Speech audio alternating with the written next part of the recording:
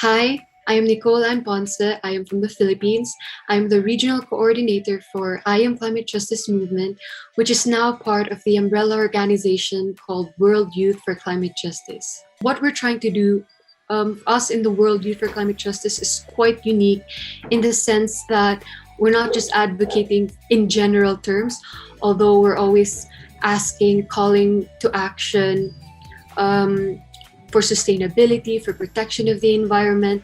But the main gist of our campaign is that we're seeking an advisory opinion from the World Court, which is the International Court of Justice in Hague, Netherlands. So we're actually trying to campaign for an actual document that serves great authority and moral weight from all governments in the world.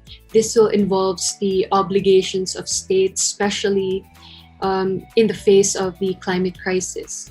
Although there's an umbrella organization, the World Youth for Climate Justice, we want each individual from their different regions or countries to take ownership over the campaign. On my end, for example, how I contribute and to the campaign in general is under the I Am Climate Justice movement, where we have organized activities such as the Food Gardens movement. So this is important to address because food has been a very serious issue in my country, especially because of climate change in general and the whole climate crisis.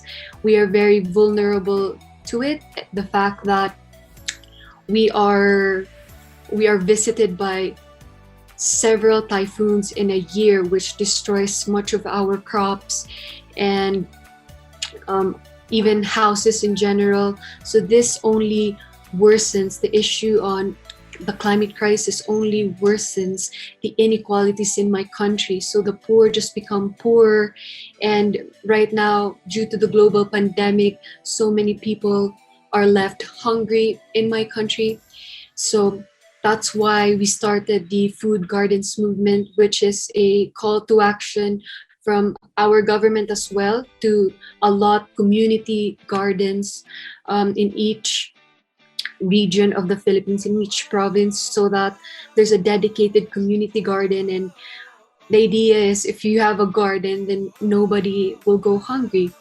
In the movement, we have the concept of climate justice and intergenerational responsibility.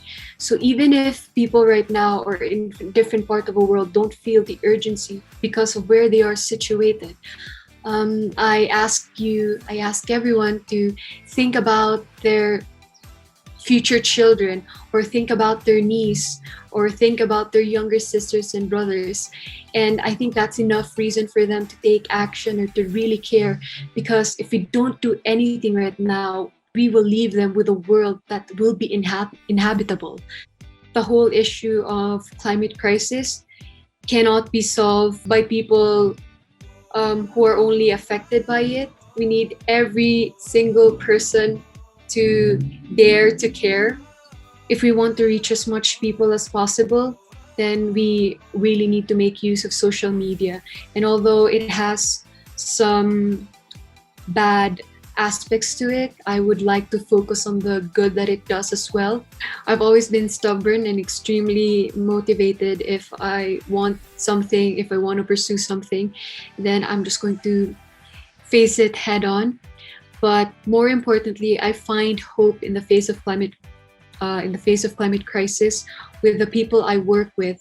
I am constantly amazed and pleasantly surprised by the amount of dedication and passion my colleagues and my friends and my team, show for the campaign. My message for everyone that is watching right now is that don't ever think that you are small or your actions are small, because you are important, and every one of us is important, has an important role to play in this world, especially in our fight against the climate crisis. No act is too small or too insignificant in this fight. What's important is that the moment we dare to care about the world, that's the moment we start making a difference.